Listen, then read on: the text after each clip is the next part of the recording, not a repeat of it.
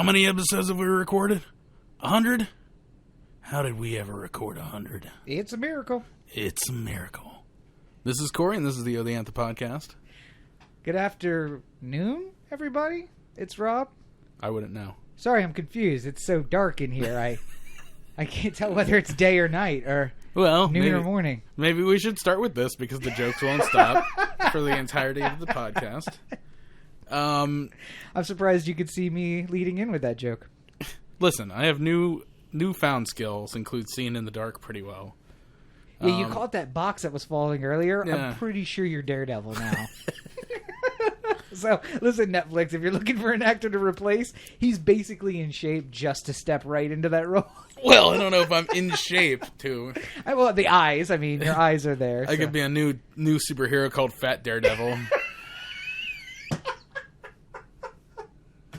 What are superpowers? It'd be a lot. What are the superpowers of Fat Daredevil? It'd basically be the same thing as regular Daredevil. Okay. Only there's a lot of me setting up, going like, "Oh, hold on a second." A lot of me asking in between, like, it's like, we have to take care of the supervillain who's trying to take over the city. I'd be like, all right, but first, when's lunch? It's a lot less jumping off roofs and a lot more saving sodas as they fall off the counter. Okay. It's not jumping off roofs. It's like going like, oh man, maybe there's some sort of elevator. Or... It's like, I can see the buttons really well in the elevator despite being blind. So. That'd be a great video joke if we were running video. So yes. Oh. So now you're all blind this week too because we don't have video. Yeah, if you guys are tuning in on the YouTube, yes. First of all, thank you. Always. Second of all, I'm sorry that there's not the usual video with us down at the bottom, because I am blind now. And if this is your first week paying for premium content, you're welcome. Thank you. Corey immediately took all of your money and went and got LASIK, and then he has no video. Invested in the world's cheapest LASIK. A guy named Marv out behind the 7-Eleven in a van. He just has a laser pointer. Here comes the laser. Yes! Why are my pants off and why do I feel uncomfortable? That's a quality Marv Albert joke you don't normally get. We save that for the premium feed, all right? Premium jokes for premium feeds. Yeah, so I had PRK surgery on Thursday. What's PRK stand for, by the way? I don't know. Didn't do any investigation. Well, no, they shot you in the eye with a laser. It makes perfect sense when you read it out loud. It's just not something I committed to memory. Okay. And basically, I've just been telling people that I got LASIK because it's easier to explain to people. People know what LASIK is, and it's essentially the same thing. Precurvature retinal cavalcation. Sure. I have no idea. I just made that up. See, this is the thing about being a good liar. Yeah. If you just lie effectively, it doesn't matter what the truth Well, means. it's like the big lie. If you keep telling the same lie over and over again and you believe it enough, then eventually it becomes the truth, i.e. Donald Trump. Apparently, it's the People's Republic of Korea. So, did you have some sort of overthrow of an elected government? I'm the new wife of Kim Jong-un. Beyond Fat Daredevil, I'm also the Right Honorable Mrs. North Korea. Oh, I almost said South Korea. That would have been embarrassing. Right. So you had PRK. I had PRK, which I'll make a long story short. So LASIK, they cut your eyeball, and they lift up a little tiny bit of it, and then they shoot a laser in it. And then you're supposed to be able to see pretty much right away with LASIK. Right. What they recommended for me, though, was PRK. Which is photorefractive keratectomy. Yes. That sounds right. Which, when the doctor says that, you're like, all right, I'm good. That sounds medical enough. Sounds medical. What they do there is they just shoot the laser. They don't make an incision. That would be the photorefractive part of it, which means using light to change. Yeah, so basically around the pupil, they need to break up a lot of matter there to be able to properly correct the eye with the laser. So my healing takes a lot longer. I'll probably be 100% no problems in a month. Mm-hmm. It'll be better after this weekend too, enough so that there will be video next week probably. Yeah.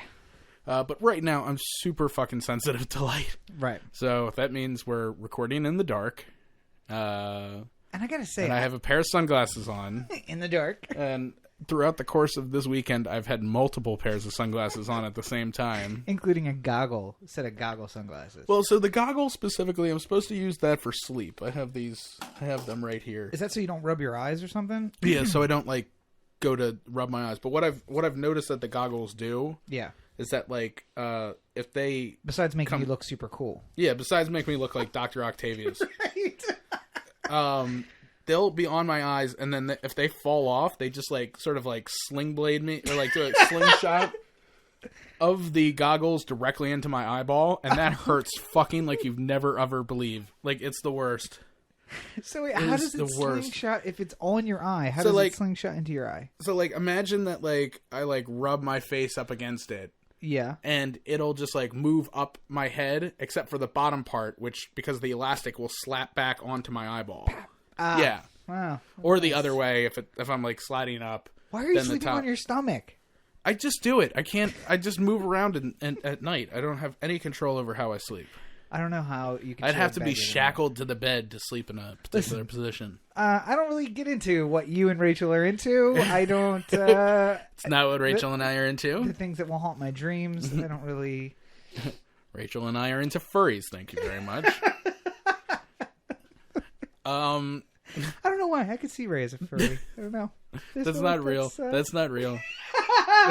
The look I just got. Don't send any inquiring emails to Rachel about furry stuff. That's Rachel at odianthem.com. It's not. That's not an email. Yeah, I mean, basically, I can't see very well. Is the end of that? Well, that seems like it was a waste of surgery. Then. Well, eventually, I'll see great. I went to my follow-up the next day, and I was reading on the 20/20 line. Okay. Without my glasses. Right. Which was great, but I was in a dim room where I only had to focus for a couple minutes, and I could see. I could take these sunglasses off right now, and I'll be perfectly fine for, a couple minutes. But, eventually the light's going to bother me, and then I'm going to put them back on. So. Okay. So you might as well just keep them on. Might as well just keep them on. Right. And the cool factor, of course. Well, yeah, I mean, I look like Dog the Bounty Hunter, so why... Why wouldn't I want to look like this? With the hair, too, actually. I mean, you got I am the dog, the big bad dog. The bounty hunter. So I was late for work. I just need some chick with some humongous rack following me around going get him, dog! Rachel! Get him, dog! I was late for work the other day because I got caught up in an episode of Dog the Bounty Hunter. And, not a good excuse for the boss. Listen, sorry. I got wrapped up in an episode of Dog. It was a really, really crazy For whatever reason, maybe it's because I'm a little loopy. I thought you meant you were just driving along 50 and then all of a sudden Dog the Bounty Hunter just with a bunch of camera trucks behind By the way, if that happens, fuck work that day. I am following Dog. I'm yeah, I'm with you, Dog. Let's go. I got this. Did I ever tell you I saw his office? Oh, did you? Yeah, when I was in Honolulu, Hawaii, back in August of, 2014. 14. No, 14, yeah. So that was 18 months ago. Oh, God. I need a trip. We need to go back, Marty. I need my vacations to not involve me just sleeping after surgery. Yes, well. Well, if we move to California, it's only a 4-hour flight. Yeah. Instead of an 8-hour flight. Or a 45-minute drive to Vegas or something like that. Oh, yes. No, it's longer than that. It's very long. It's like a 4-hour drive. But, whatever. 45-minute flight? 45-minute flight. That costs $30. Yep. That'd be worth it. Yep. Anywho. Speaking of Patreon, yeah, so we just got done recording our second pre-roll for Patreon. I'm sure it wasn't as well. I mean, there was some saucy details in there. Always saucy details. No, that was our about first international intrigue. First pre-roll for No, Patreon. second. But did we last week? Yeah. Did we post the stuff about the? Yeah. No, you didn't. Yeah, I did. The thing about the person. What person? Did we have 2 pre-rolls last week? No. Okay, good. Maybe I'm thinking about 2 weeks ago. Was that what I'm thinking about? 2 weeks ago? Maybe. I don't know what you're talking about right now. We can talk about it after the podcast. I need access to the Patreon feed. That is what this is determining. And I need to know what the things I say. Because the problem with Rob is that I just say things and I don't know what it is I'm saying. Yeah. So, Which is great that we have a pre-roll now to keep... Good God.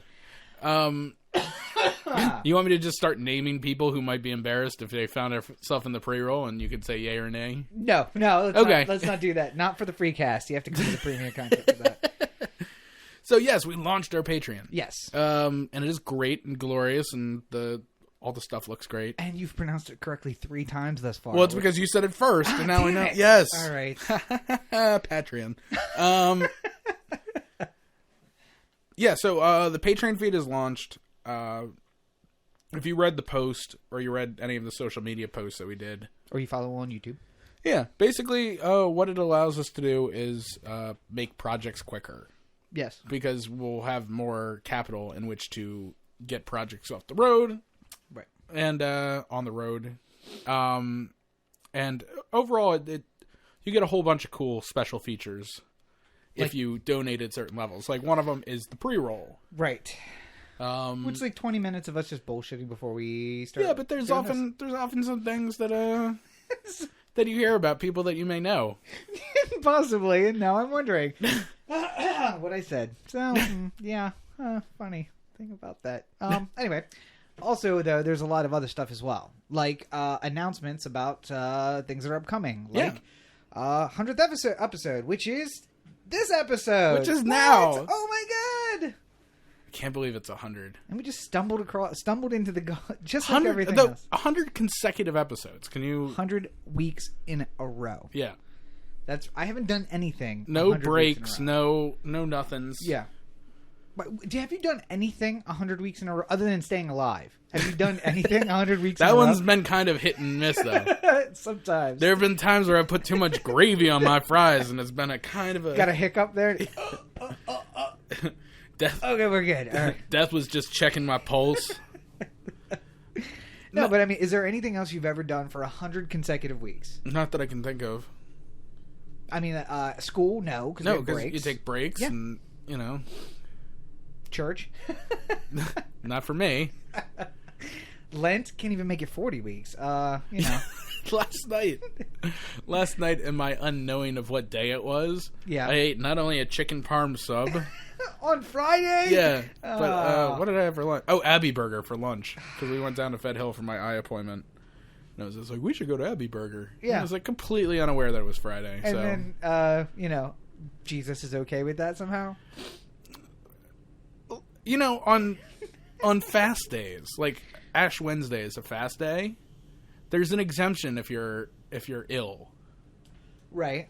So they don't want you to not eat all day if you're ill, and you should be eating to regain your strength. So Abbey Burger. So that's an exemption. Abbey Burger has something to do with your eyes. Well, I mean, like I'm not myself. Right. So maybe we make an exemption for that Friday from the fish, just because. PRK totally like Christ wandering in the wilderness. Absolutely, I agree 100%. He was blind, I guess. No, he wasn't. What? Shut up! Shut up! He had a crown of thorns on his head, and he didn't go blind. Listen, I am going to go to the priest and deal with the punishment. Okay. I don't know what it is yet, but I'm sure it's going to involve some sort of combinations of Our Fathers and Hail Marys. Welcome to Lent. Now suffer. Oh. Anyway, yes. So Patreon, which is what we were talking about. Yes. Well, if you donated, you would have seen the early announcements that we promised. Right. So now that they've been out there in the Patreon feed, yes, and it's the 100th episode, so it seems apt time to announce. Yeah, it seems like the time that we should announce big special things. Yes. So let's start with the biggest of the special things. I'm pregnant. That's one of the things we talked about on the pre-roll last week. Oh, no! That's one I didn't want to go out! Christ! I'm just kidding. Okay, good. Whew. It was 2 weeks ago. Okay, good. That was All our right. Flash. All right, good. Um, Oh, that's right. Flash was 2 weeks ago. And Flash is coming back. She'll be back in town next week. Oh, cool. So she may come by again. Nice. Anyway, go ahead. This is a Sorry. sidebar riffing episode. Well, it's 100th, so I guess it's the episode of Sidebars. Big news. Big news. We are launching a web series. Yes, we are. We had casting last Sunday. Last Sunday. If you follow me on Instagram at Robert and Cheek, you would have seen a picture. Yeah. We had a wonderful time at casting. We're still working on that. Yes. But coming up very soon will be a new web series called Heretics, which we hope to launch alongside Batman Superman, which is March 25th. Yep. So 3 weeks. Coming up quick. Yep. Yeah. So expect calls this week, I guess. If Corey can see his phone. I'll just have Rachel call people for me, much like I've had much of this weekend. Rose probably never had so many calls from Rachel. Well, I mean, not that you knew about anyway, but it's been very much like, hold for Corey. Already, we're not even in LA, and this is what I'm getting. All right. Anyway, Heretics is basically a alternate universe theory, which is instead of regular religious figures, Jesus, Allah, Buddha, etc., we have superheroes. So Church of Batman, Church of Superman, and this web series is sort of painting a light on these religious moments that we have in our lives, like Jehovah's Witness comes knock on your door. Right. We've all experienced that in some way or another, or at least we're aware of it. Let's just change instead of Jehovah's Witness and Catholic to Ghost Rider and Batman. And hilarity ensues. So that's basically it. You have really nailed down that elevator speech. I will tell you that. That is locked in. It's locked in, ready to go. That's good. I like it. So yeah, that is something to look forward to coming up here very shortly. We're going to start recording those as soon as Corey can see again. And big thank you, indirectly so, to our first couple of Patreon supporters, because you are going to play a big part in that. Even as small a part as you may think it is, it was so encouraging for us to see our first couple of supporters and be like, you know what? This is what we're doing. We're going to get this going. So big thank you to you. And I think as people see what we're turning out here with Heretics, right, the Patreon support will keep going, hopefully. And keep in mind that if you want to see the pre-roll stuff, if you want to see the making of as this stuff is coming about, you have to be a Patreon supporter. So you need to be going to patreon.com/OTheAnthem. But there's a whole lot of other... I mean, like, if you wanted to become a big dollar donor, you can come on set during... While we shoot it. Yeah, while we're shooting Heretics. Or, yeah. Assuming that you live somewhere close and you don't mind traveling. Right. I mean, we're not going to fly you from Honolulu to come on set, because that would be kind of counterintuitive. Well, I mean, listen, for the right amount of donation, yes, we would. Budget for the thing's about $10,000, so for like 15, we'll fly you out from Honolulu, and you can be on set for a day. Yeah, we might even give you a role as the pizza guy. There is no pizza guy. There will be. Shut up. Yeah.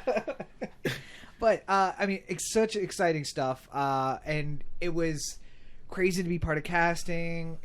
Thank you to everybody who came out to casting. That was great. It was great to see everybody come out, and the wide variety of people who want to be involved was just awe-inspiring in a lot of ways. So. And, you know, the thing that I always like about casting, too, is, like, right about that part in the process, you start to have a little bit of those doubts.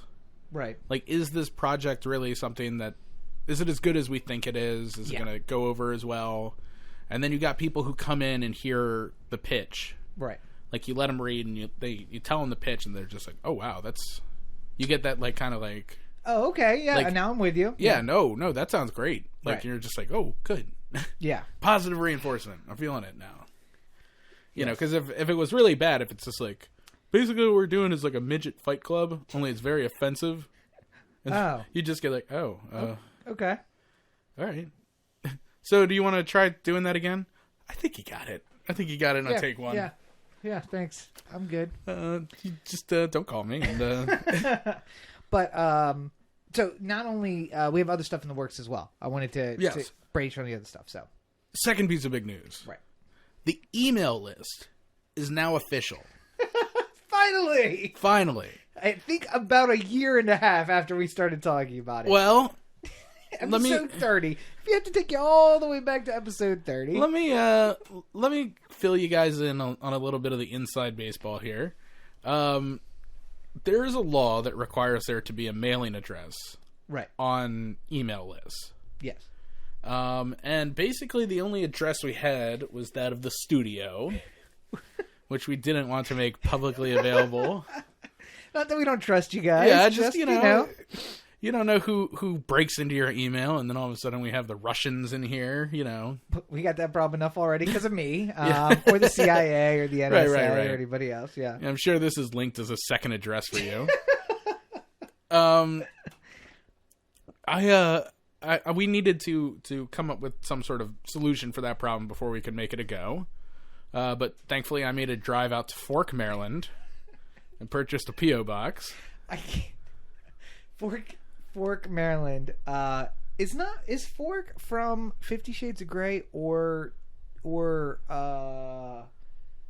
the movie with the sparkly vampires? Twilight. Isn't it Fork in Twilight? Rachel, isn't Fork the town in Twilight? You didn't read Twilight? Oh, I felt like she'd be a Twilight reader. I don't know why. Anyway, I think she had read Fork. 50 Shades of Grey. You want to ask her about that one? Nah. No, I'm good. Because we don't have video running today. But behind Corey is the much better version of that book. The much more realistic version. There's no video, but yeah. Which one am I looking at? Oh, Requiem? No. Down. On top of the tower for the computer. Oh, yes, Faux. Yes, that's right. That's the subwoofer, by the way. But, oh, subwoofer, sorry. Yeah. Buy Rob's books. Yeah, thank you. But, no, I think Fork was the name of the town from Twilight. But it's also a town in Maryland. Regardless, we now have a P.O. box, Yes. so now we can send out emails. Fork is also far enough away that you'll never be able to locate the actual studio. So it's enough in the boonies that... Yes. Corey can go out and make six turns before he gets back just to make sure he's not being followed. I have to go visit other people before I go home. Right. Is it from Twilight? Ah, it is the town from Twilight. Nice. How do I know that? I don't know. You do date a lot of underage girls. Whoa. If by underage you mean under 21, yes. If by underage 18, if by underage you mean under 18, no comment. If by underage you mean under 18, I don't ask questions. I don't get answers. Just kidding. I don't. There's under 18, under 21. Yes, under 18 now. The next part. Oh, so on this post for this episode 100, yes. which I guarantee is worth seeing because it's way different than all the other posts. Right. You'll find the sign up for the email. Yes. So put in your name, put in your email, and then you'll start getting emails from us. And the first email that you get will be the VIP level email that you would get if you were a Patreon supporter. Right. So it's worth checking it out just for that. Get the inside scoop on what's coming up next. A little more information than you might get normally. Mm-hmm. So, yeah. Personalized note from Rob. One where he puts his cleave up against the window. Is there... I didn't realize I had to do personal... Okay, yeah. Sure, yeah. Personalized note for me. Oh, God. I have to write letters to these people. The third thing. Yes. It's been talked about a lot, but now it's definitely kind of happening. Yeah. Merch. Yeah! On the merch! way. There will be something very soon. Yes. Maybe not the full spring catalog, but, you know. But enough to give you guys a taste. we are tentatively working on. I am considering a Lent shirt, but I think that's going to be a little late, so maybe not. But we will have the Anthem opening day gear available by opening day, so you will be able to purchase it and receive it before opening day. So I'm very excited. I saw the mock-ups. yes, even though I couldn't see very well, and they looked very good.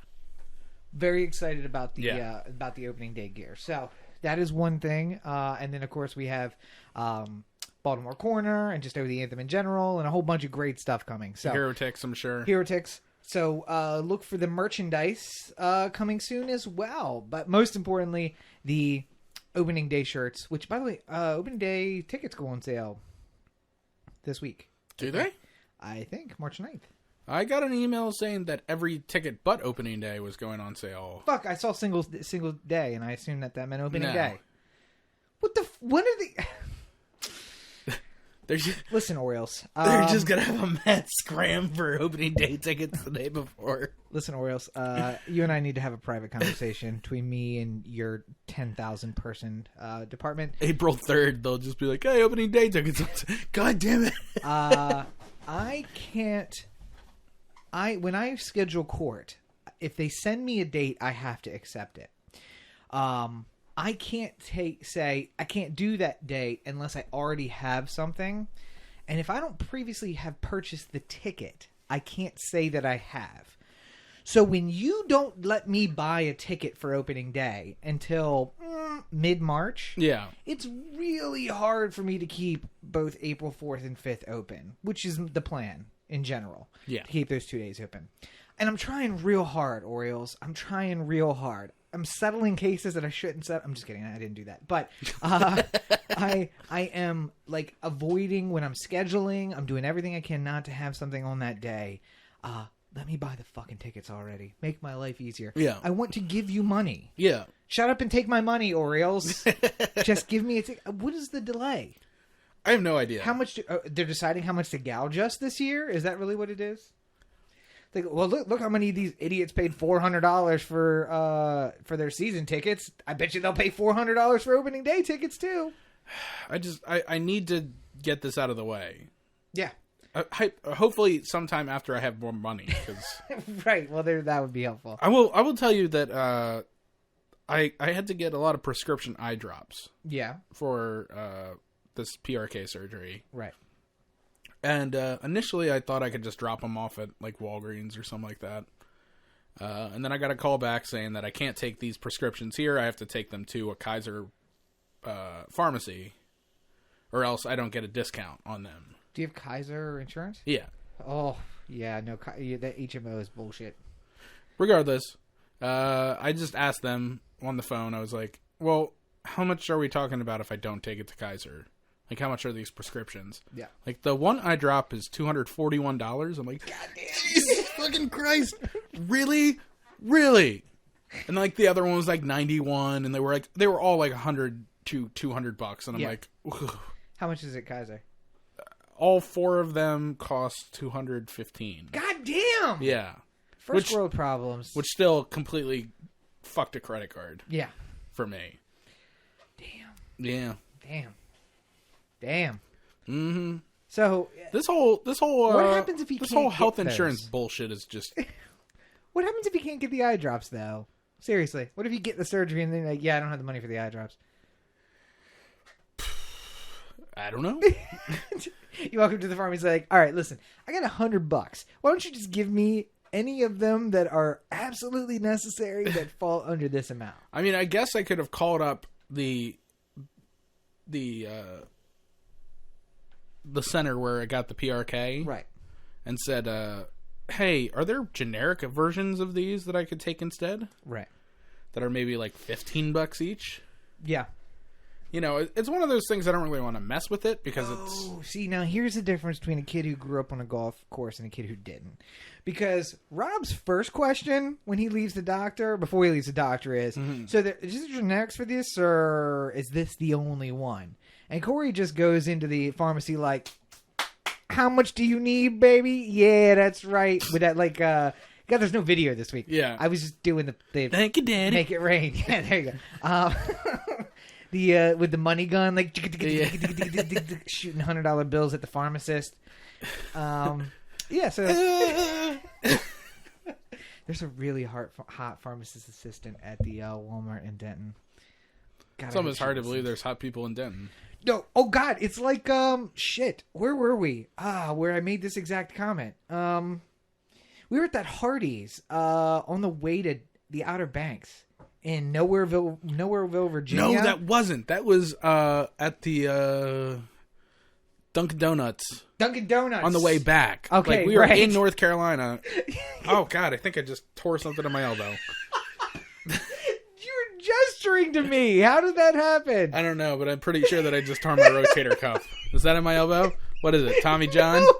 I think I need to have Tommy John surgery. What did I just do? This is weird. This hurts. Why does this hurt? It was like a rotating throw, though, so it's possible it's It Tommy was like John. I was doing like a screwball motion. Yes. Stop doing it if it hurts. I'm trying to figure out why it hurts. Oh God! Oh God! Anyway. I need a nurse. I need an adult. So it was at the Dunkin' Donuts. Yeah. In Somerville, Virginia. You were telling the story. Redneck, North Carolina. Yes. What happened at the Dunkin' Donuts court? There was an impossibly hot girl. Impossibly hot. Yeah. Yes. For especially where she was. Right. And Rob made some sort of comment about like, oh God, I wish I was a producer.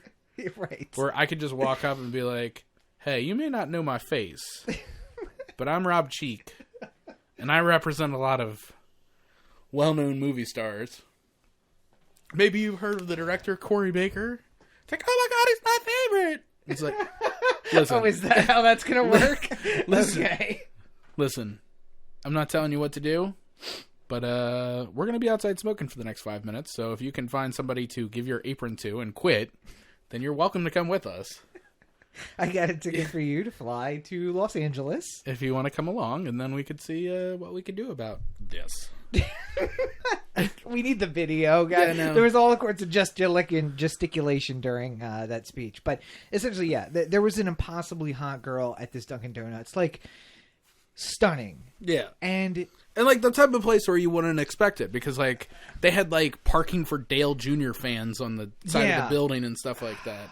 But like, and it boggles the mind. Like you walk in there, like, okay, so she has a kid. Right, she's got to have a kid. She's got to have like, I got knocked up at 15, and now I got a 9-year-old, and I like, got to live here. I'm here with the baby daddy or something. But like, she was gorgeous, and just it's the same sensation in my head that says like someday I'm gonna see a kid who looks like me, but when I was like 16, 17, and like I'm gonna pull up in like a Tesla, right, in some bullshit little town, and have some kid be like, oh man, I would get so much pussy with that car. And I'd be like, you know what? You would. Here. And just like throw him the keys. Just throw him the keys and then get out and walk away. Yeah. Like once in my life, I want to do that. Maybe not a Tesla, because it's a very big commitment of money. Well, could maybe if you only had like 3 months left on the lease. Okay, not the lease. No, wait. So then, like, they're just gonna show up and take the fucking kid's car? No. Just be like, listen, drop this back off at Baltimore Tesla when you're on April 15th or whatever. Fair enough, yeah. No, but I'm thinking like, okay, maybe I just have like an Accord, like a brand new Accord. Yeah. And I've driven it, and you know what? I'm ready for a new car anyway. I got money like that. So, hey kid, you need a car. I have a car. I'm not really that worried about it. Here, take this. Now it's your car. Yeah. And then move on. That's the same sensation in my head that I want to be like, hey, you're gorgeous. What are you doing here? Let's get you out of North Carolina. Out of here. So all that to say that the pharmacist assistant in Denton Walmart is that girl, and I just look at her and I'm like, what the fuck are you doing here? What are you doing here? I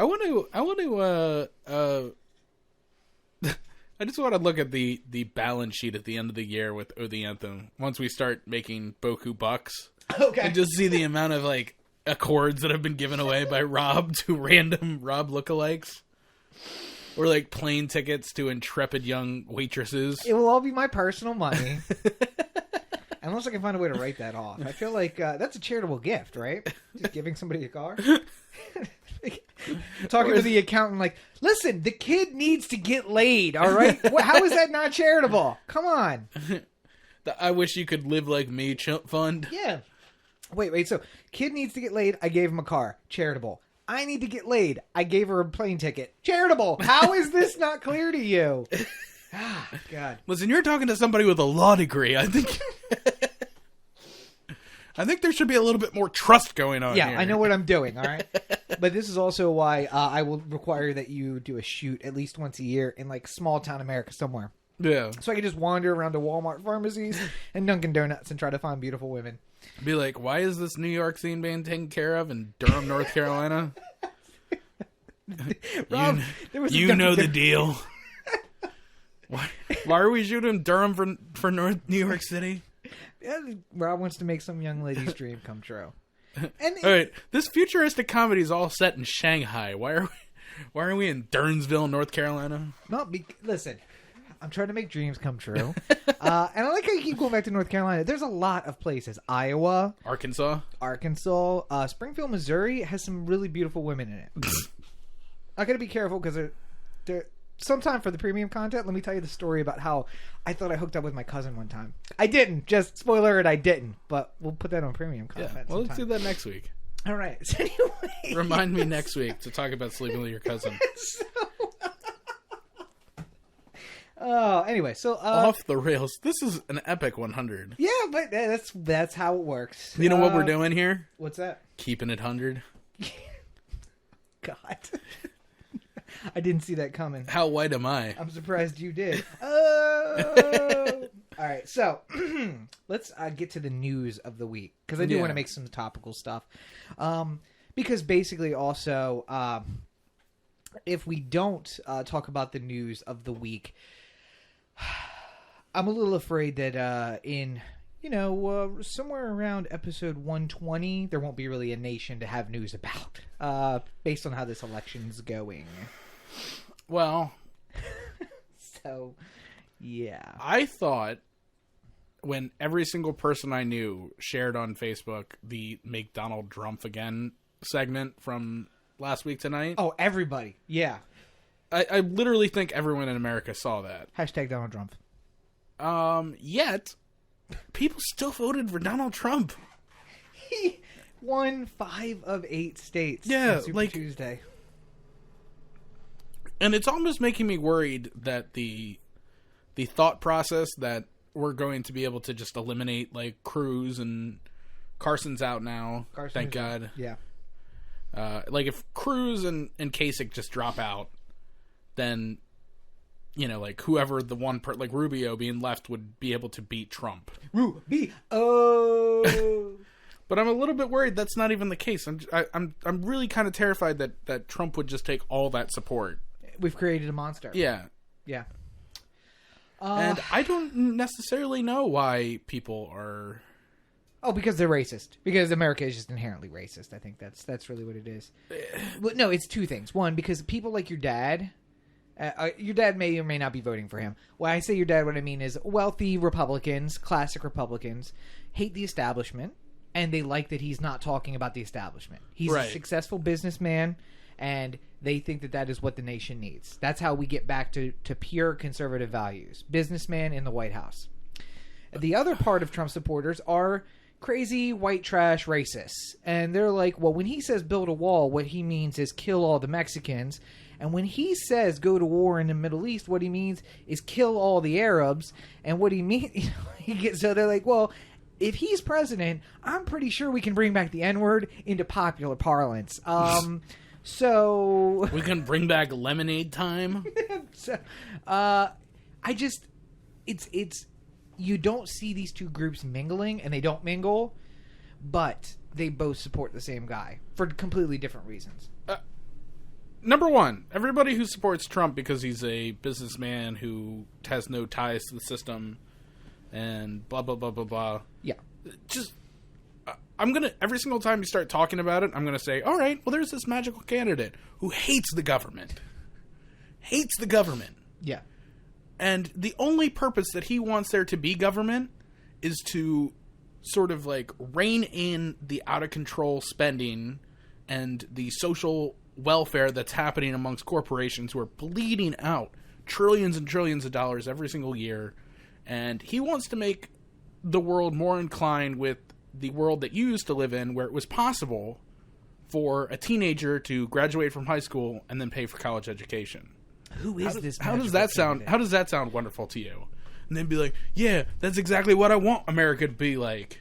I'm like, well, guess what? Vote for Bernie Sanders. That's not really what he wants to do, though. No, but I'm trying to paint in an argument where... So, I mean, you're leaving out... That's like half of the argument, yes. Right. And I guess those businessmen are only looking at half of Trump's argument as well. Yeah, I mean, you're not listening to the part where he doesn't immediately denounce David Duke, which is the easiest fucking thing. Yeah. That's the softballest of softballs that you could possibly get as a presidential candidate. Yeah. Who doesn't know who David Duke is? Yeah. He ran for president. Donald Trump. Well, and they said David Duke, former head of the Ku Klux Klan. Yes. Former Grand Wizard of the Ku Klux Klan. I think when they... I don't know the man. I don't know the man. I can't speak because I don't know. I don't know how they have their lineup there. I don't know what Grand Wizard means. I have the best words. I know the best words. I use the best words. I don't know Grand Wizard words. Yeah, where is the Grand Wizard? Like, is he 3 steps below the Grand Poobah? That's what my dad calls him. The Grand Poobah of the Ku Klux Klan? No, any group. My dad just hates all civic groups in general. Yeah. Just all groups in general, really. And anyone who's the head of that group is the Grand Poobah. So, Grand Poobah of the Ku Klux Klan. Yeah. All right, yeah. Don't you dare call me a Poobah. But it is really the softball of all softballs. And I told you that what he did was he did not denounce him so that the racists who support him can be like, that's right, he didn't denounce him. And then later on he does denounce him so that the business can be like, oh, what are you talking about? He did denounce him. Once he figured out who he was, he denounced Despite him. the fact that he made comments about David Duke. Yeah. Calling him a bigot and a racist once before on television. Yeah. Not so long ago, actually. I think 2008 is when that happened. I think it was a little earlier than that, but still... If we talked about somebody on the podcast, I imagine I would be able to remember enough, at least, whether or not I supported or was against their... Listen, you have one of your biggest supporters in your campaign for mayor is a supporter of yours. She's spoken out strongly. EP, she really likes your policies, and she thinks you're going to make a great mayor. How do you respond to that? Great. Oh, do you remember who she is? Yeah. See, I was trying to work off a thing where... Oh, like, who is that? Yes. Who? Okay, take 2. So... Listen, I don't take support from people who just go by initials. I don't know anything about this EP. I don't know her well. I will have to do a little research, and then I will let you know. Listen, she might be a perfectly good person, or she might drown kittens on the weekend. I don't know. She is the Grand Poobah of the ER.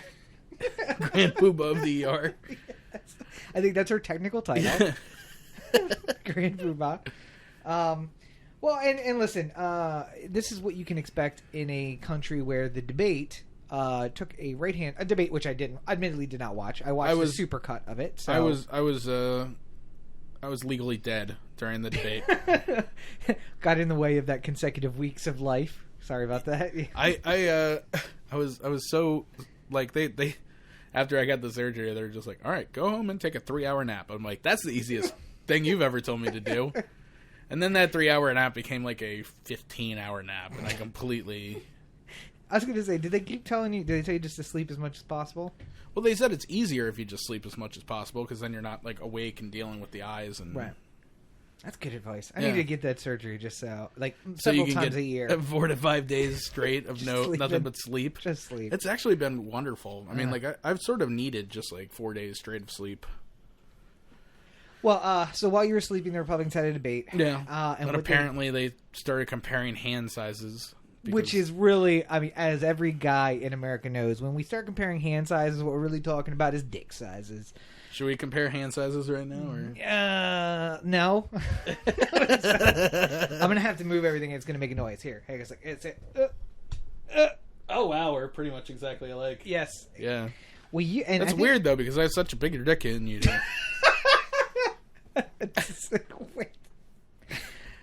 Maybe so. It's the Peter Griffin issue is the problem. Listen, I've waited until you were asleep. I've lifted up my gut. I made it. Shifted it around. I diddled your asshole to make sure that you went. Listen, now we're getting into things that I'm into, and I'm a little uncomfortable. All right, it's getting a little personal. But no, so you think I'm smiling like Ray Charles right now? You should have seen me that night. Oh god. Yeah, so the debate where we're choosing a president devolved into a dick measuring contest. Basically, Rubio saying somebody's got small hands. I mean, I don't remember exactly. And Donald Trump defending the fact that he doesn't have small hands, and what he really means by saying I have small hands is that I got a small piece, and that's certainly not a problem. And now Larry Flint is weighing in and saying that, like, hey, listen, if you're a man of your word, let's do it. Let's measure up and see if you're just a lying piece of shit or what. I'm just like, oh my god, we're choosing a president. Yeah. This is not a reality show. And one of the best things I've seen is a friend of mine who posted on Facebook and said, okay, I figured it out. This is the new season of House of Cards, and eventually sometime this summer, the real candidates are going to stand up and be like, just kidding, we're the ones running for president. And this was just some sort of reality show part of House of Cards. How is this an election? How are we choosing a leader? I was watching The Presidents. Yeah. Not too long ago. The History Channel series. Yeah. And I can't remember what president they were speaking of. Taft, I think. And they were just like, it was one of the most contentious debates in American history. And they had slogans and songs for the candidates. And it's like, something about an illegitimate child and... Mama, where's my pa? Yeah, and then they responded with, off to the White House, ha ha ha. Yes. Yeah. Grover Cleveland. Yeah, exactly. There we go. And the name of that child, illegitimate child, was? Baby Ruth? Ruth. Yeah. And they named the candy bar after Baby Ruth. Yep. Yes. There's your trivia for the week. Tippecanoe and Tyler, too. Yeah, I watch dusty old men talk about the contentious campaign of Grover Cleveland and stuff like that. And all I'm thinking about is that when that's 200 years in the past, assuming there's still a world by then, assuming that we still get 20 years into the future at this point. Maybe, yeah. They're going to re-release a History Channel version of the presidents, and they're going to have live video of this people at Donald Trump rallies roughing up a black gal. Which, by the way, did you see that side by side of the girl walking into the college in Mississippi?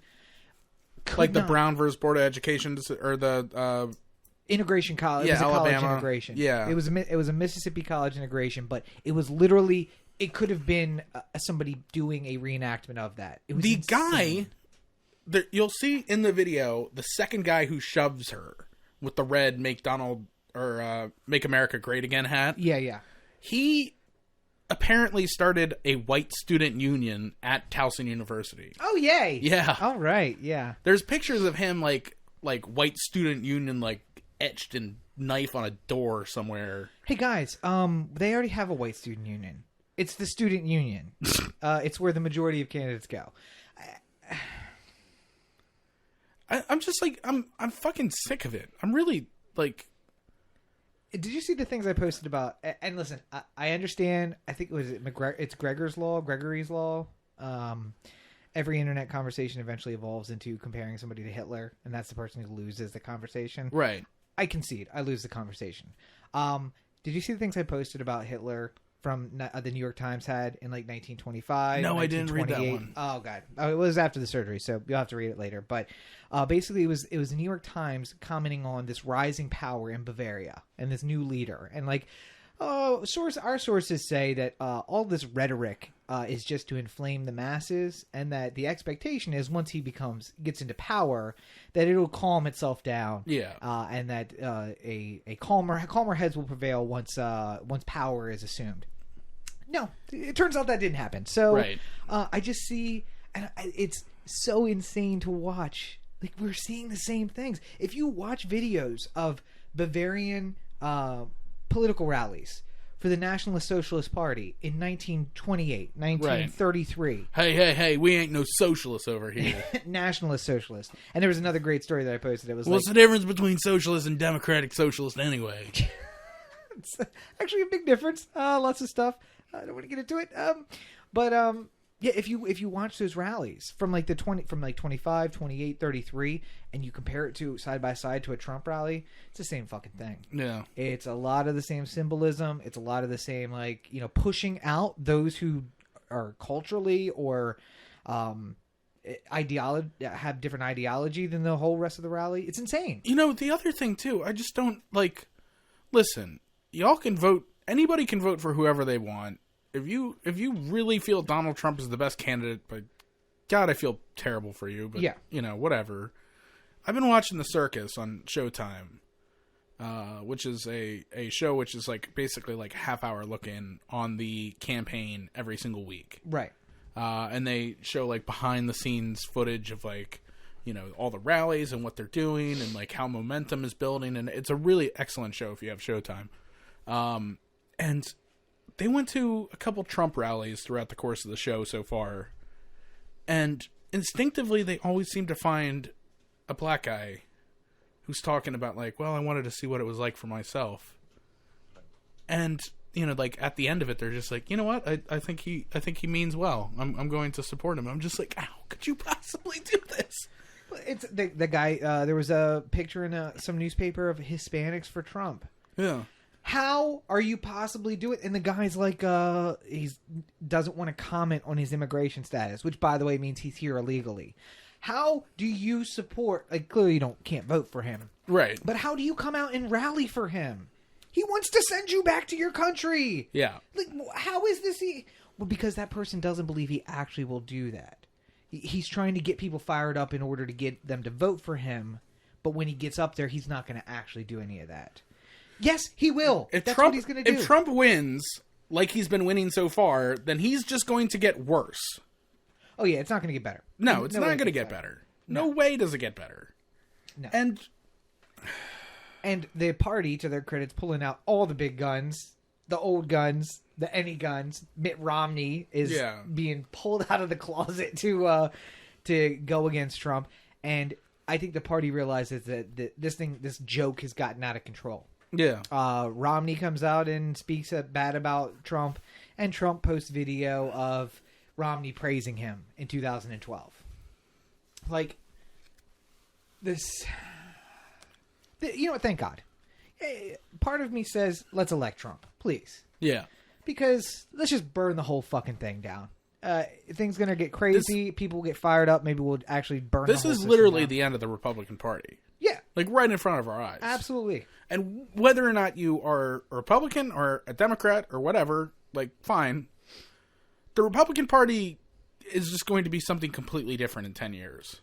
In 2 years. When it comes to midterm elections, it'll be something completely different after this. But you know what? It's not just the Republican Party. The Democratic Party's falling apart, too. Nancy Pelosi, the symbolic head of the party, is coming out against the pre-chosen nominee for the party. Yeah. Well, and this is I think is incredibly interesting. So Nancy Pelosi has always been pretty tight with Hillary. Right. And you know, there's a lot of reasons that, you know, they're both Democrats, they're both women, you know, they both have, you know, had rises to power, so to speak, you know, like they have very comparative narratives, right, for like how they've grown to power, kind of thing. And then all of a sudden, and she's done very well of not putting herself in positions where she's going against Hillary or the party in any kind of meaningful way. She always plays it. What's best for Nancy Pelosi? Right. Yeah. Is her basic game plan. Well, and maybe this is that still, though. Oh, yes. This is absolutely this still. Because the other day, she made a statement basically saying she doesn't necessarily support the DNC's use of superdelegates because she doesn't think it leads to a fair electorate process. which is basically a statement saying, like, hey, Bernie and Hillary are alarmingly close in actual delegates. Why not let this play? Right. Why are we submerging Bernie 1,000 delegates behind just because? And discouraging voters by showing these fake numbers. Right. That's really what Debbie Wasserman Schultz is saying. Give up on Bernie. Look how far behind he is. Just come vote for Hillary. She's our choice. Let's just get this done. But the reality is that after Super Tuesday, the total result was like 504 to 392. So he's like 100 delegates behind. Yeah. After the strongest strongest run. states coming out for... Yeah. The strongest run of Hillary states through the South, done. Now she's up by 100 delegates. And California, New York, Florida, and Ohio left to go. I'm a little bit tired of them talking about the black voter firewall for Hillary. Yeah. Because it seems like it's falling apart with the, like, did you hear the statement about, like, her saying we need to make them heal? Yeah. Like. Yeah. So, the system itself, I mean, I think that the entire electorate looks way different after this election. Yeah. Bernie is dividing up the Democratic Party. Hillary, although to be fair, Hillary may not be in this race by the time this posts on Tuesday, because that same story that Nancy Pelosi was out also included a mention that Hillary's assistant or of somebody who in her office, basically someone who was very close to setting up the personal email server. Yeah. Which is the crux of everyone saying Hillary for prison. Yeah. Basically got immunity from the federal government to testify against her. So, and yeah. I'll tell you this: usually, you don't put your cards out on the table unless you know that it's a game changer. Yeah. So, like, let's say we had a project in the works, and we wanted to start raising money for it or something like that. Right. We wouldn't say, we just signed Tom Cruise onto this project. Unless we had him. Right. Unless we knew it was official. Like, the ink is dry. He's committed to it. We've put it on the schedule. It's done. I'm not saying, like, hey, we got Tom Cruise for our project coming up. Unless it's done. And you don't say, hey, we have somebody who's very important in this Hillary email quandary. Locked in, ready to testify against her. Unless you do. Yeah. And if those things are true, then you can't, like, it's not good news for Hillary that they're making these kind of statements right now. But I love how she just ignores it. She's still campaigning. If it was me, my ass would be in South America somewhere. I'd be like, you know what? Fuck this. Another time I got to contest an election. It's not just my time just already. Just events from Skype. But no, just, you know what? Like, from her point of view, if I was her, I could see the whole, like, listen, I was chosen in 2008, and this little upstart asshole came and took the race from me. Right. And I didn't run against him in 2012 when I could have, because the shit that he fucked up during his first 4 years. Right. But I didn't. I sat and bided my time. Now I'm here, and oh wait, now this other fucking asshole is running against me, and you stupid voters, despite everything my friend over at the DNC is doing, you're still voting for this other guy. So you know what? Fuck all of you. I'm going to Venezuela. I'm going to go live on my millions of dollars that somehow I've accumulated in public service. In private wealth while I've been in public service. And I'm just going to go live somewhere in a non-extradition state and go fuck your Benghazi investigation. I don't give a shit. Right. Here's the fucking emails. Yes, I did it. Fuck yourself. Like, yeah, by the way, when Richard Nixon resigned office, yeah, it was over 18 missing minutes of taped conversation. By the way, illegally taped. Right. He wasn't supposed to tape anything. I know, but most of the crux was that he didn't give up 18 minutes worth of footage. Yeah. Or audio. Yeah. That was the crux of what it was. And no, I'm not going to give it to you. Go fuck yourself. Yeah. 18 minutes. I'm the president. I'm the president. Go fuck yourself. 18 minutes. Right. Hillary, 30,000 emails she's not releasing. Yeah. What? I can say a lot of fucking horrible shit in 18 minutes. But it's nowhere near as much horrible shit as I could say in 30,000 emails. Over the course of like 3 years. Yeah. Yeah. And she's released emails. She's released a ton of emails already. Yeah. But things aren't necessarily great for her. No. But there's 30,000 that she really doesn't want you to see. There's 18 minutes that Richard Nixon desperately didn't want you to hear. And he gave up the presidency because of that. Yeah. And she's still running for the presidency.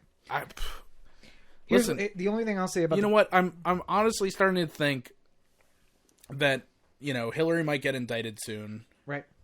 The superdelegates will pull their support from Hillary. Maybe Bernie makes a run at a couple states that are coming up, like big states like Ohio and Florida. Yeah. And then cool it off. And then if he can start to gain the momentum and pick up some of the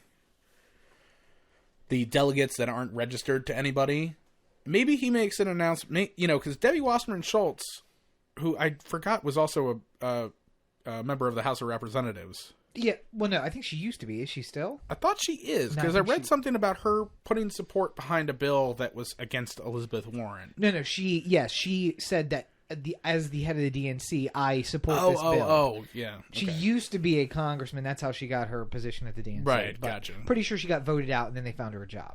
Yeah. Well, great. Just like the vice chair. I think a Sanders-Warren ticket. Fuck yes. Sounds all right to me. Except for the same problem I pointed out before, which is... I mean, granted, it is a little left for my liking. Yeah. But you know what?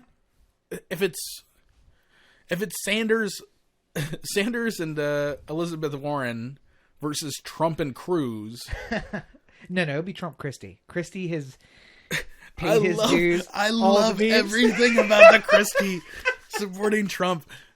All the memes, especially the one where it's doing the music from Curb Your Enthusiasm. Like, that is the most awkward did you thing see I've ever the videos too where he's just like, go home now, and he's like, yes sir. I've tried to absorb all of it because every moment of it is glorious. Especially my favorite one is just... I like the ones too where they're like, why isn't anybody sent in special forces to extract Chris Christie from this situation? Because he looks like he's been kidnapped. Yeah. But the favorite one was like where they cut out scenes, so it's just like it's a jump cut into him. And it's like, what have I done? What have I done? What have I done? Because that was the look on his face. Like, shit. There are 4 papers in New Jersey that are saying that they should put in to have him thrown out of office. Impeach him as governor. Yeah. Because he cares more about his campaign and being a arm candy to Donald Trump than he does about running New Jersey. Yeah, when's the last time he was in New Jersey? To actually run the state. And that was my problem with Elizabeth Warren and Bernie Sanders is you take 2 of the strongest voices out of the Senate. I don't know who's left to wave that flag in the Senate. Yeah, especially with Babs Mikulski hanging him up too. That's true. And we don't know who's going to replace her from Maryland. I don't even know who's in the fucking race. I should really... I have basically... My new tact is... Let's see how it turns out, and then we'll figure it out. No, just do whatever you're going to do, and then we'll just burn it the fuck down on the other side of this thing. Like, let's get through the formality so that we can just destroy it. It's like, what do you... I hate to be morbid about it, but do you think that if Donald Trump becomes the nominee, there is an alarming amount of assassination attempts? No. The crazy people who do assassinations support him. They're not going to shoot him. I think Bernie Sanders running against him has to worry about assassination attempts. Because the crazies who support Trump would be like, isn't this how it works? If we kill the other guy, our guy gets elected? That's how it works, right? It's crazy that we actually have we have figured out, we know almost without a doubt who the crazy people who would possibly assassinate a president would support in a presidential election. Yeah. Welcome to 2016. Yeah. This is how it works. If you said like, okay, between Barack Obama and Mitt Romney, who's more likely to have people who are willing to assassinate a president supporting them? We'd be like, oh God. Yeah. I don't know. But no, this election for me is, my dad is a lifetime member of the Fellowsburg Volunteer Fire Company, and they used to build houses to practice on.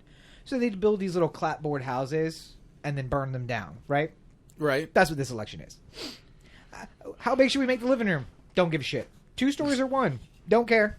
Because in the end, I really just think we should just burn the whole fucking thing down. That's really what it comes down to. So, But here's what I'll say. If you're going to participate in the process, yeah, that's the other part of me that's torn. Because I'm also a big thing about you can't complain if you don't participate. I'll be voting on April 26th in Maryland. If you live in Maryland, if you're in the Baltimore area especially, make sure you go out and vote on April 26th.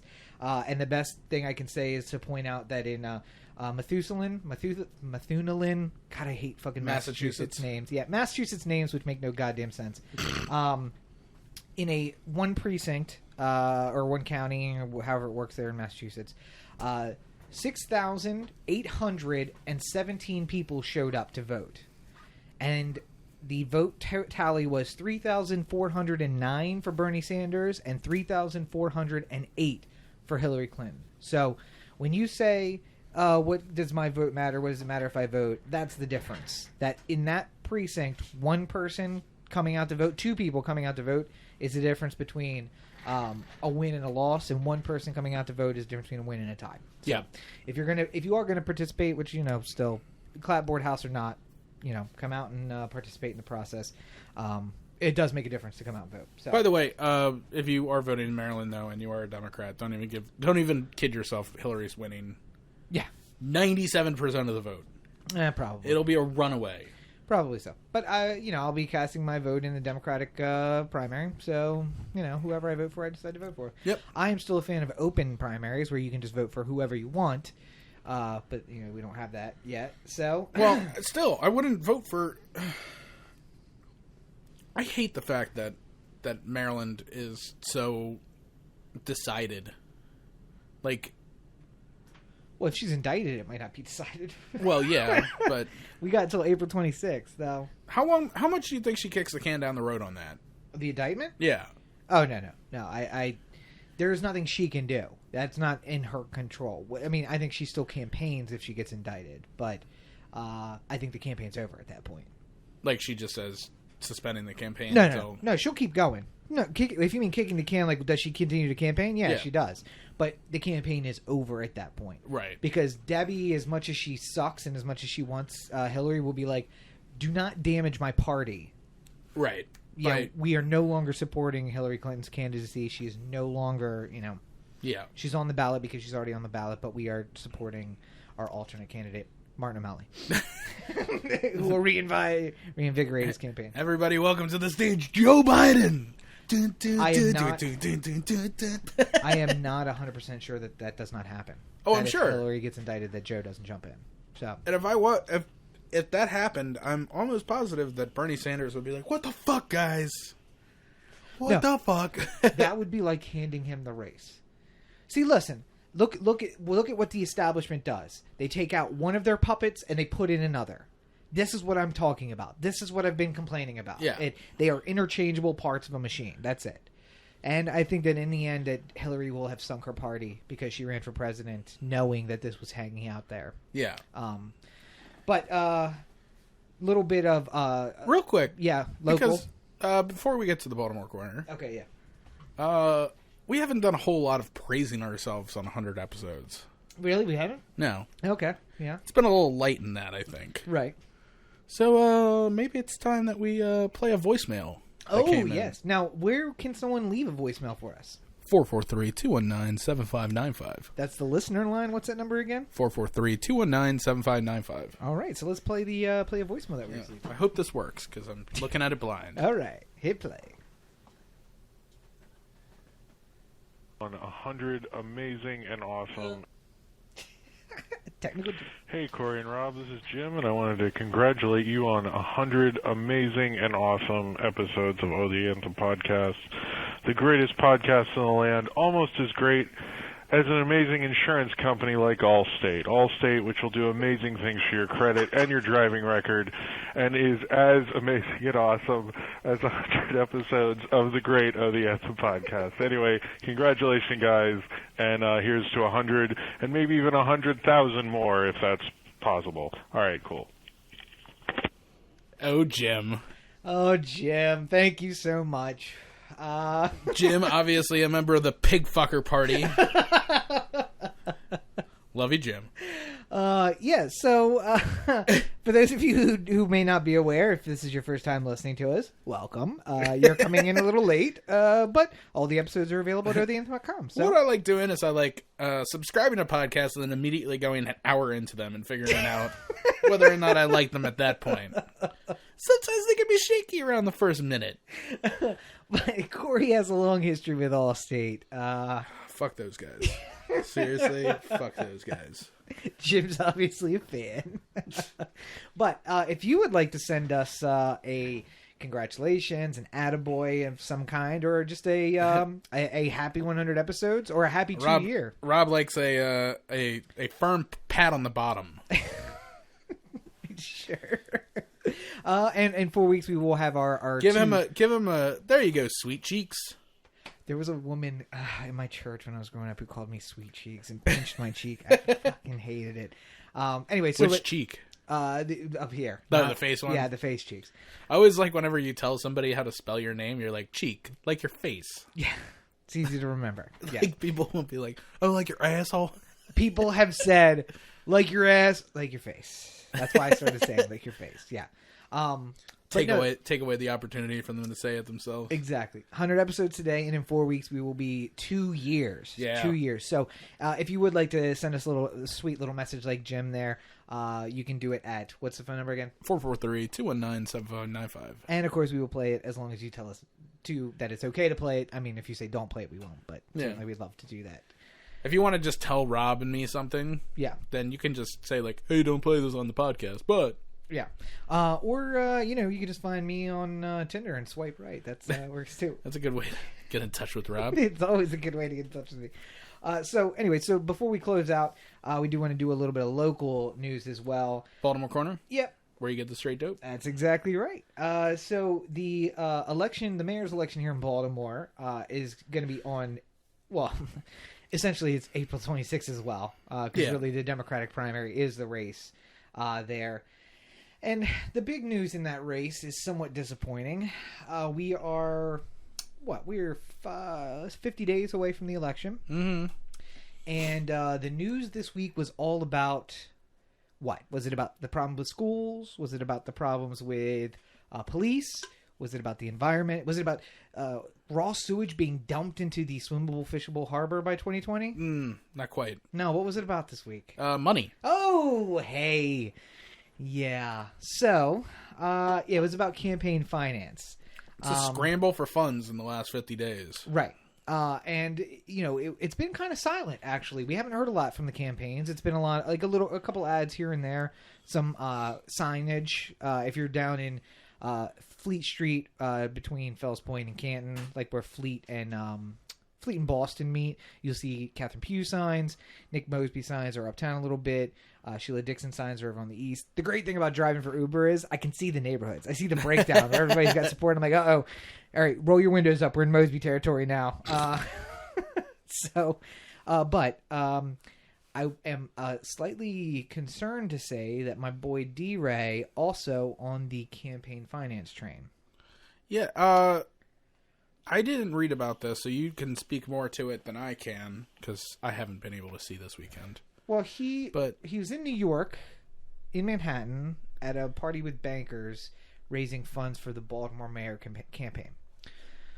Now, do we not have bankers in town? Or? We do. Now, my understanding is that it was with some people who have supported Black Lives Matter and his kind of people in the past. And so basically what he was doing is putting FaceTime in with people who have supported him before.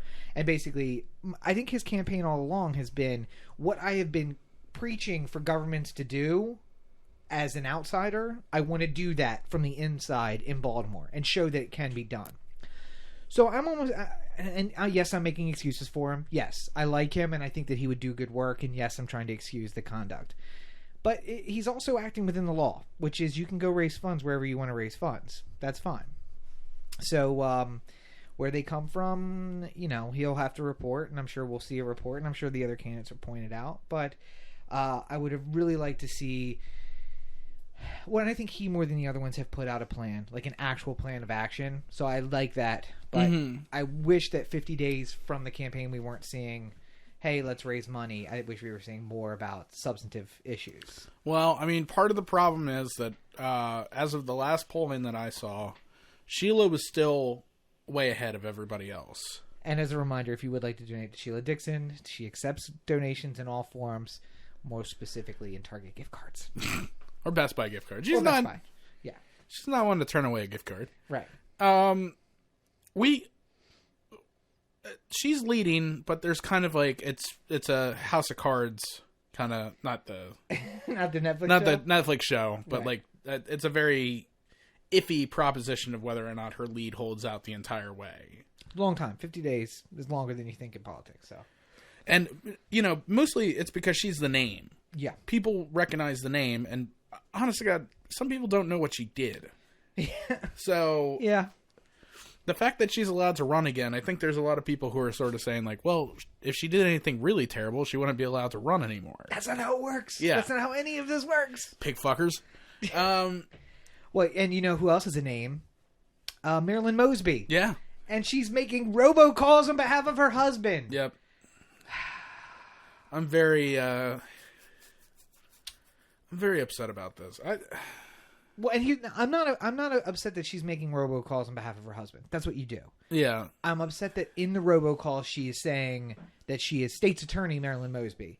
Okay, we know who you are. You're on national TV because of the Freddie Gray case. We get that. Don't put that in a damn call. Call us his wife, not his State's Attorney. That's my big complaint about it. He was my boy, Blue. He was my boy. I feel like not one candidate has really taken a... If somebody in this campaign could figure out a way to Bernie Sanders-ize their campaign, like speak to the people who are really upset... Oh, somebody has. Then... DeRay? Well, no. I think Warnock. But not so much Sanders, more Trump. More like, I fund myself, I owe nobody nothing, I have good ideas, and I think I can change things. Yeah, but Warnock is not a Trump fan, No, he's just an outsider. Warnock's he's running not denying or is not immediately putting down the KKK. No, but he's an outsider, and he's trying to. He's like, I'm on the outside. I'm funding my campaign myself. I have good ideas. I've run good businesses. I can change the city, and I think that's speaking to the same thing that Bernie voters are looking for, and Trump voters are looking for in part. To a degree, yeah. Yeah. I mean, I think there's definitely establishment candidates and anti-establishment candidates in this race.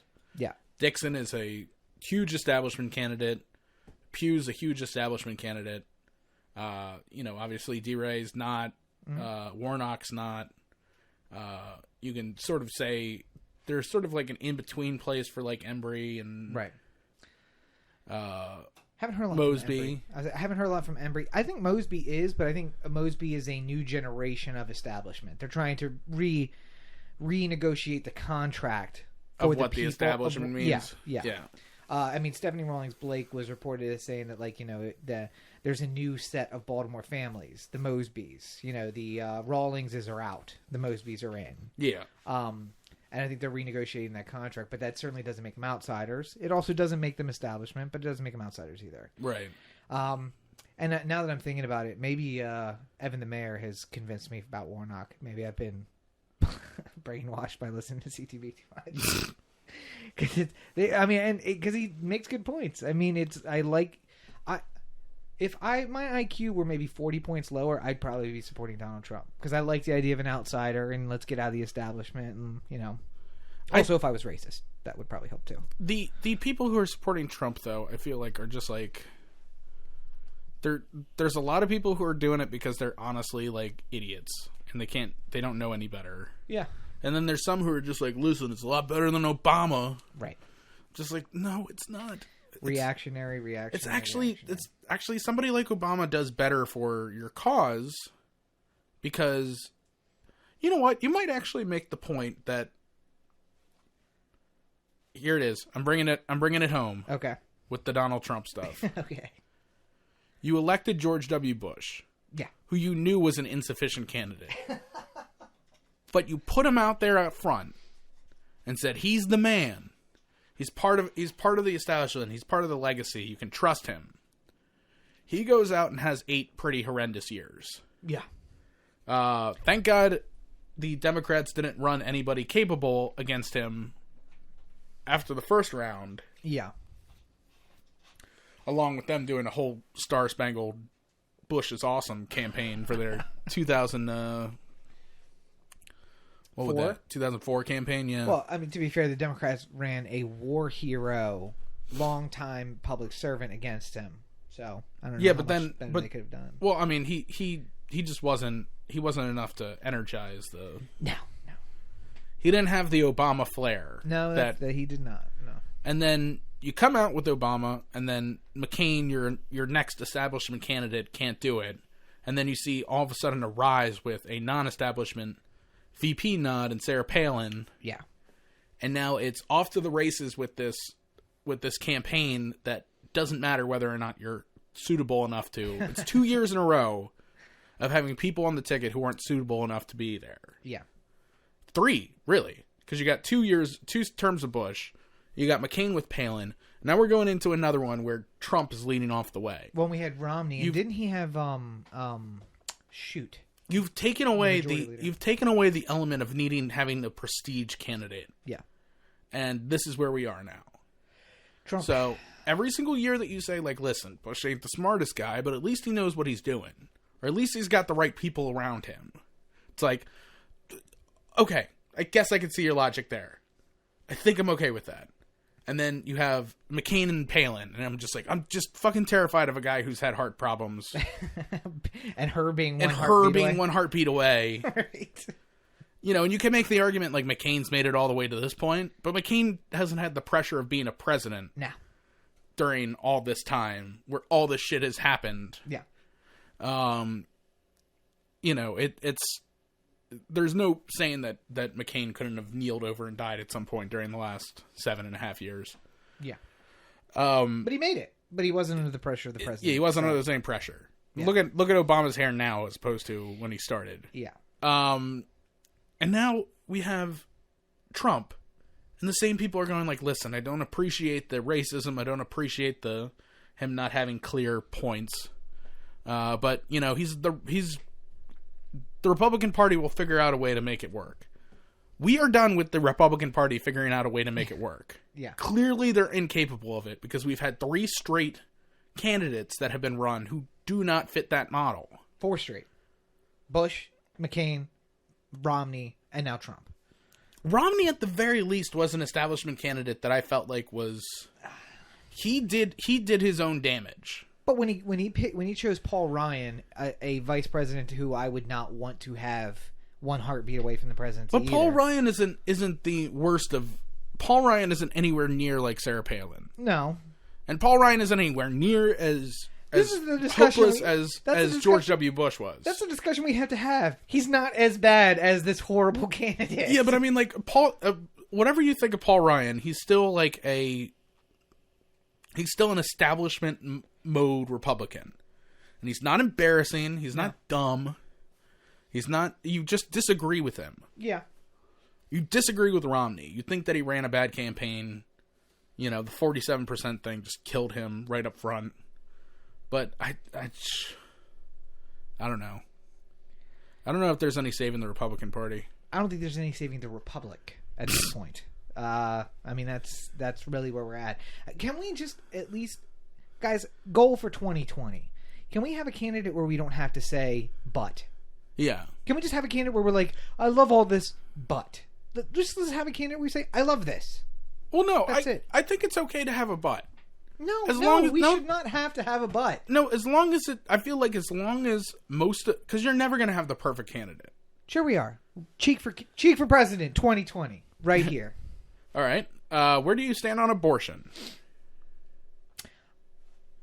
Abortion is a very personal choice, and that is the important thing. I will never have to make that choice, and I feel like we should leave that choice in the hands of those who need to make it. There we go. So are you pro-choice or are you pro-life? I will never have to make that particular choice, so I have no right to have an opinion on that issue. Rob Cheek flip-flops on abortion. How did I flip-flop? That's the next... How did I flip-flop? Doesn't matter. Next headline is Rob Cheek flip-flops on abortion. Okay. Rob Cheek wants to have it both ways. How about this? Next year, I want to have 0 abortions in this country. Shouldn't that be our goal, to have 0 abortions? How do we accomplish that? Free, wide-ranging contraceptives for everyone, and sterilization for others. We take violent... Maybe. We take violent people off the street. We focus on crime. We focus on treating mental health. And we give health treatment, including contraceptives, to everybody. That's how we do it. Not by making abortion illegal, but by addressing the problem.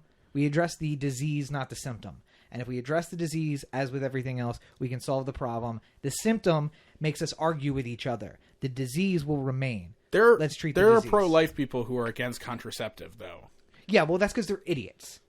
And I can't do anything about stupid people. No, and you know what? The perfect candidate is not going to appeal to everyone. There's still going to be an opposition. But like, can I have a Democratic candidate that I don't have to say but to? Can I have a Republican that I don't have to say but to?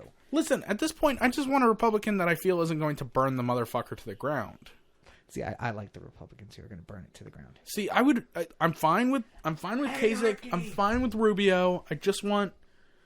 I'll take them for their flaws. Yeah. I'll take them for the things that I don't agree with them on. Yeah. I just don't want the place to go up in flames in the next. I want nothing more than another 100 episodes of the O the Anthem podcast. If it's a Trump White House, I don't know how that's possible. Here's a preview of episode 200. Hey guys. Well, we're broadcasting from somewhere. It's a secret location. We can't really talk about it. Deep below the earth, somewhere. So, I don't know if you've seen on the news, but things have gotten a little crazy. Rob's on America's Most Wanted. Oh no. I think they're on to us. They've tapped the satellite feed. The only way that anybody can get in touch with us now. OhTheAnthem.com, Corey at OhTheAnthem.com, Oh The Anthem on Facebook, Twitter, Instagram, and the listener line, 443-219-7595. What's that number again? 443-219-7595. Way to cough on your part. Sorry. It was so good. I just was dying. And you can find me on all your social networks at Robert N. Cheek. Make sure you check out robertncheek.com. And if you're looking to destroy the Republic, make sure that you check out foundingthefuture.us. And if you're looking for an example, The Movement Insurrection, available now on Amazon. Buy Rob's books. Thank you. If you want to see what Donald Trump's campaign is going to be like after it's in the White House, The Movement Insurrection is the perfect summer read. And if you want to see what the rest of the 2016 campaign looks like, Faux, available now. I kind of like, as much as it's upsetting that we're not doing video this week. Yeah. I think podcasting in the dark has made us a lot more like conspiracy theorists than we usually are. Yeah, we're like way more in like this is secret Oh the Anthem pirate radio coming to you live. I feel like Joe Rogan probably is in the dark all the time. That's why he does what he does. Yeah. So. Just like, listen, man, don't drink that public water. Fluoride's rotting your brain, man. Anyway. Well, I think for the 100th time, we've done good here today. Well, I think we've done something, but I don't know that it's good. I also don't know that it's the 100th time that we've said that, since that started about halfway through. No, I'm just saying, for the 100th time, we've done good here. Well, even if we didn't make direct mention of it. For the 100th time, you have been listening to the Oh the Anthem podcast, part of the Oh the Anthem digital network. For Corey, this is Rob. Have a great week, everybody. I don't care if he thinks that everybody should be killed. I think that Trump was great. David Duke, get in the hole quick. No, you shot a hole right through David Duke's head.